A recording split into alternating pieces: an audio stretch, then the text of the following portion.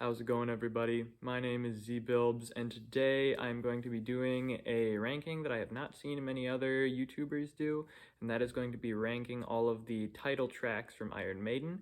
I thought I'd keep on the topic of Iron Maiden since, a new album came out, so might as well cover a lot of videos on them. Um, but for this one, I'm going to be tackling all title tracks. I'm going to be stretching the definition a little bit because there's some tracks that don't share the exact same title, but I'm still going to be counting them anyways. And this is going to be 13 of them.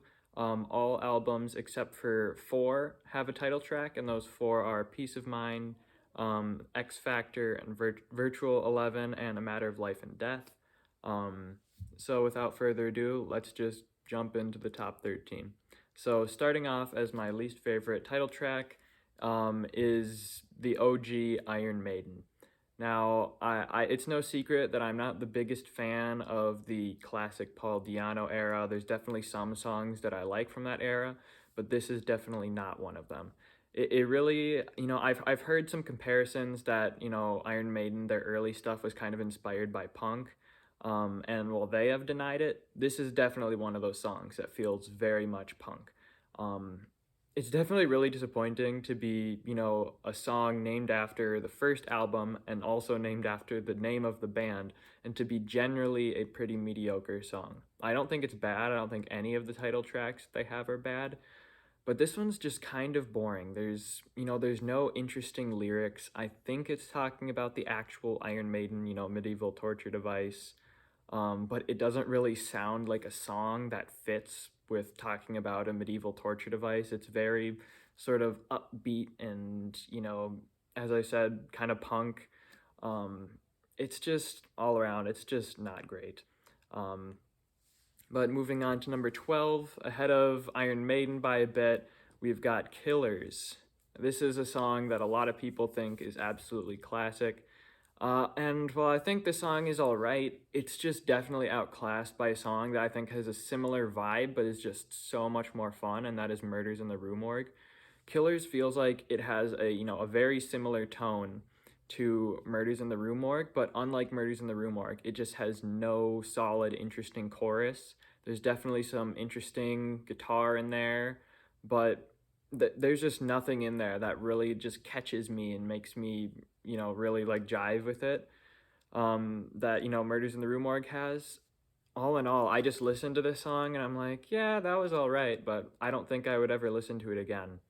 But yeah, that's Killers at number 12. Moving on to number 11, I've got a newer one, and that is Satellite 15 ... The Final Frontier. So this is one of those sort of stretching it a little bit. Some people don't even consider the Satellite 15 part and the Final Frontier part to be one and the same song. But because, they're listed as the same thing, I'm counting them. This one is actually all right. What holds this one back is it's just too long, and the fact that it does kind of feel like 2 songs. Like Satellite 15, it starts off and it's like all kind of weird and spacey and stuff like that. And that's really my least favorite part of the song. The whole Satellite 15 part is just feels like one sort of prolonged intro to the actual Final Frontier section. And I enjoy the Final Frontier section, but I think it does hearken to some other songs that are coming up in a little bit where it's good, but especially the lyrics, it repeats in the main chorus, it just repeats the title over and over. It just says the Final Frontier and the Final Frontier over and over. That's a problem I have with some coming up.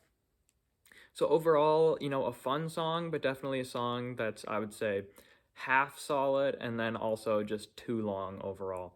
Overall, just not really worth listening to, but not bad, I suppose. Next up at number 10, I've got a song that I was convinced I would put in last place going into this video, but I was actually surprised going back and listening to all of these songs, how high it ended up being, and that is No Prayer for the Dying. Now this is one I think I might have mentioned in like my albums review that I really dislike and don't understand why some people like it. Going back and listening to it, well, I can't say it's a good song. I definitely really enjoy a lot about it, especially the main riff in the song is actually really catchy and really fun. I also really think the guitar solo in there is absolutely excellent. Pretty much all the instrumental stuff in this song is great. I think if this song was just solely an instrumental, it would be, a nice, short, 4 minute, fun instrumental. What makes this song not great is honestly the vocals. While, Bruce rarely ever makes something bad, I'd say in this song, his vocals actively make this a worse song. You can tell there was something weird with the mixing or something, but a common theme in this album and definitely in this song is the vocals just sound sort of raw and gritty, kind of like the Saint Anger of Iron Maiden. And there's not really much of them either. There's no really central chorus that I remember. He has like three little mini sections where he sings, and all of them just sound kind of gritty and off. And overall, definitely the instrumentals hold this one up, but it's definitely, kind of a disappointing, but, kind of all right song. But next up at ninth place, I have a song a lot of people enjoy, and that is Caught Somewhere in Time. Obviously off of Somewhere in Time. This is, it's a relatively long song. I think it's 6 minutes, so we're not talking like Rhyme the Ancient Mariner.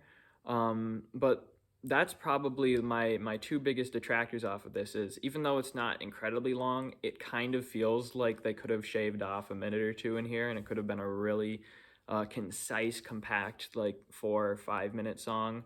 And then, similarly to Final Frontier, this has the downside of when it comes to the actual main chorus, he just sings "Caught Somewhere in Time" over and over again.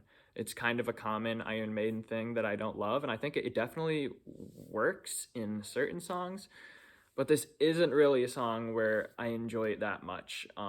There's some really fun instrumentals here and there, and Bruce's his vocals, his singing is really solid over here in here. Definitely better than No Prayer for the Dying, as good as they are in all of the classic Bruce era albums.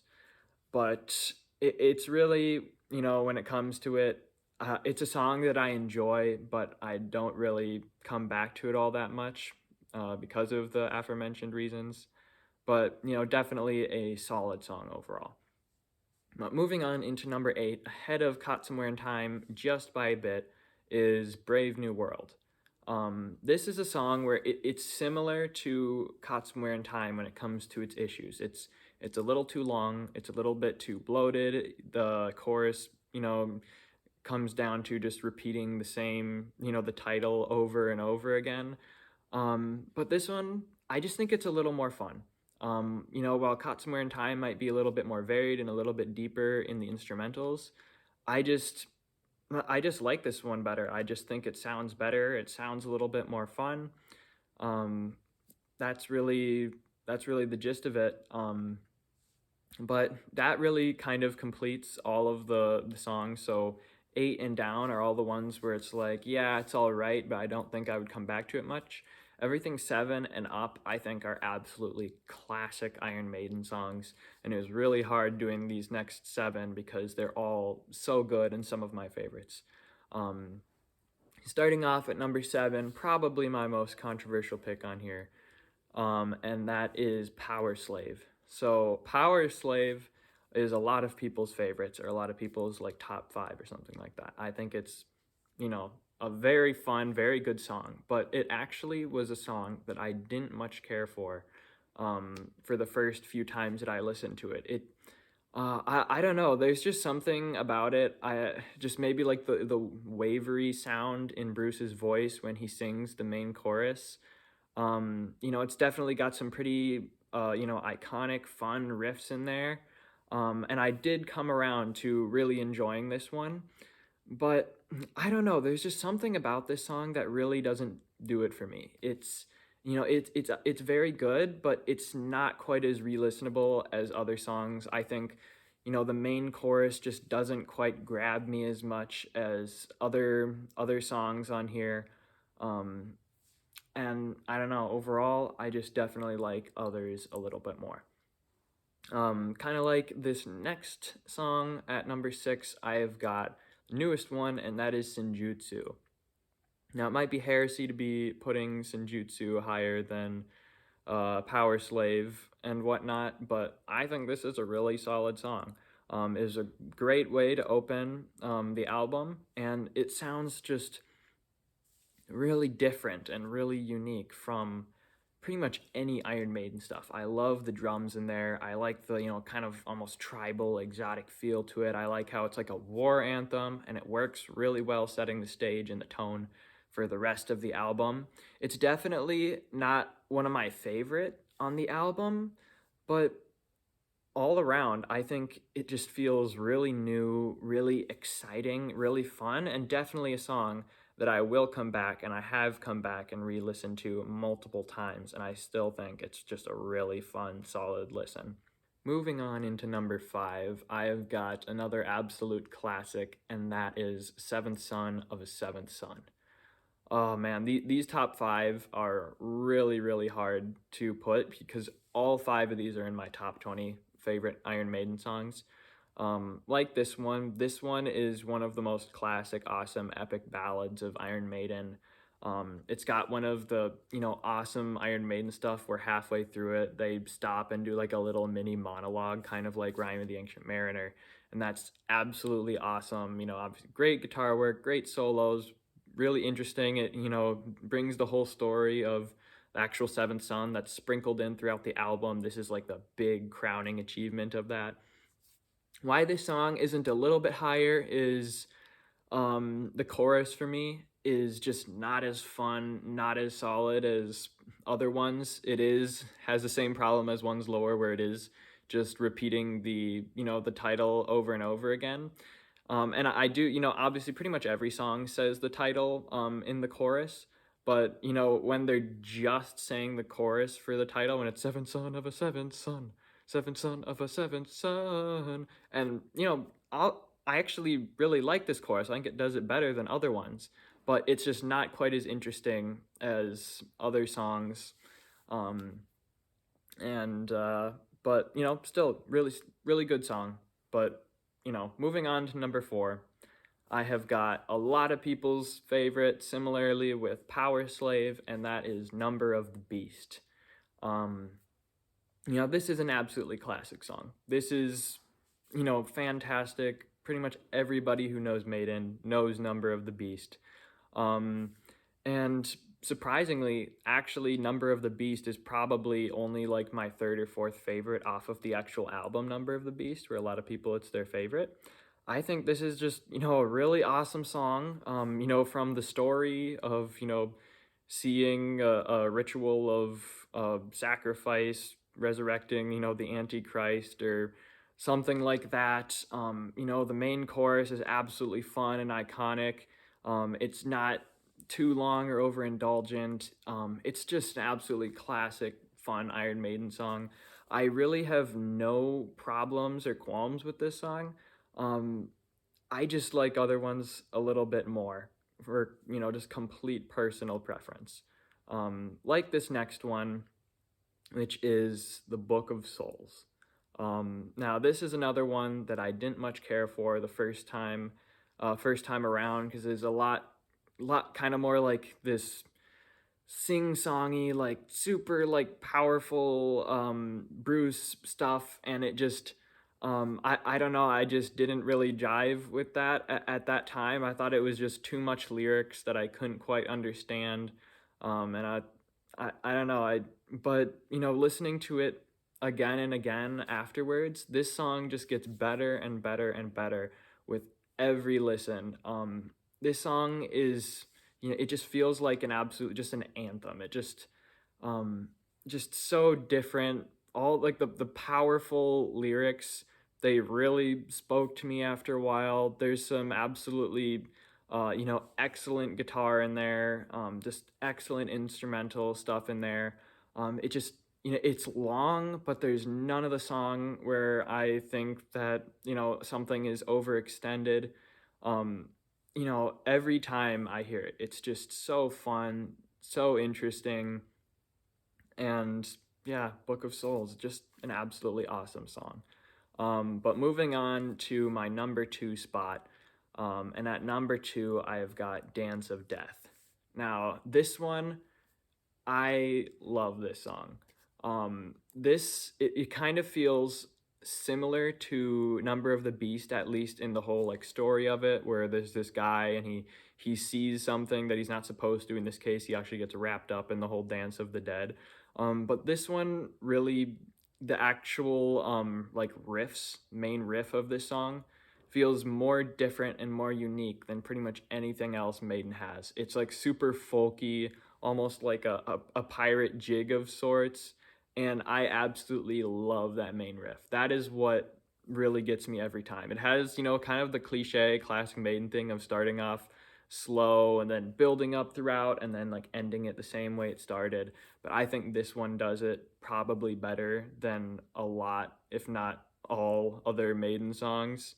Um, it's just a song I can go back to and listen over and over and over and over again. And every single time, once they go from like a slow start and they jump into that main riff and then they get it going, it's just so fun, just so cool every single time.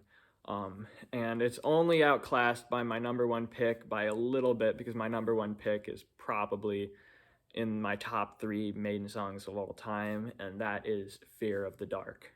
Now, this is another one that's just incredibly popular, incredibly beloved, and it is absolutely to me too. This song, it's just really, there's something special about it.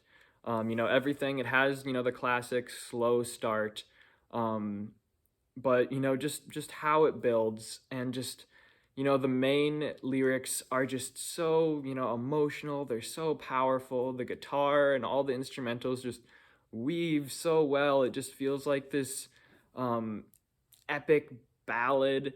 And it's crazy for something as similar of just being afraid of the dark and all of that stuff, but I just love, the dark, somber vibes and just how they build throughout. And I don't know, it's just so fun. I can't even barely justify it with all this musical lingo and whatnot. I just love this song, and that's that. So let me know in the comments, how would you rank all the Iron Maiden title tracks?